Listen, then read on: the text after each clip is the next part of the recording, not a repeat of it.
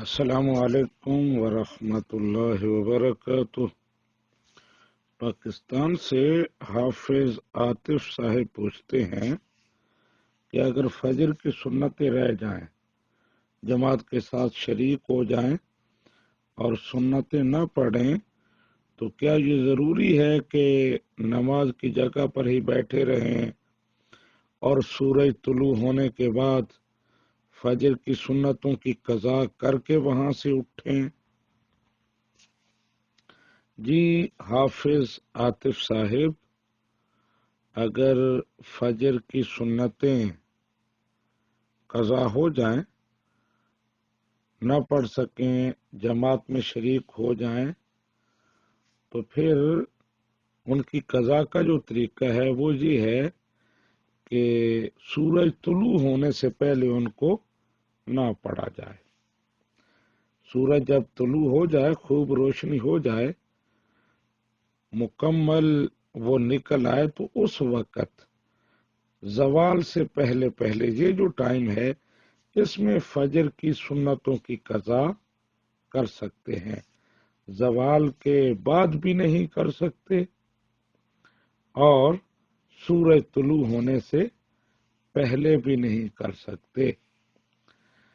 رد المحتار میں ہے وَلَا تُقْضَى قَبْلَ الطُّلُوعِ وَلَا بَعْدَ الزَّوَالِ، کہ فجر کی سنتیں اگر رہ جائیں تو وہ طلوع شمس سے پہلے بھی نہیں پڑھی جا سکتی اور زوال کے بعد بھی نہیں۔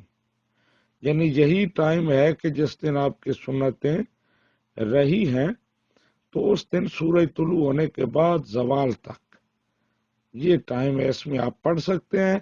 اگر زوال تک نہیں پڑھی تو اس کے بعد پھر ان کی قضا نہیں ہے۔ تو جہاں تک مسئلہ ہے کہ وہیں بیٹھے رہیں، تو یہ ضروری نہیں ہے کہ آپ وہیں بیٹھے رہیں۔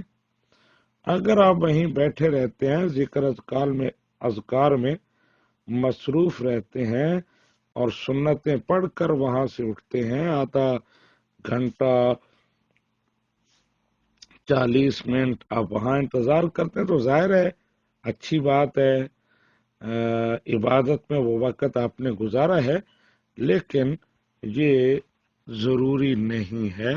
آپ وہاں سے اٹھ سکتے ہیں، اپنا کوئی کام کر سکتے ہیں اور سورج طلوع ہونے کے بعد آپ سنتوں کی قضا کر سکتے ہیں۔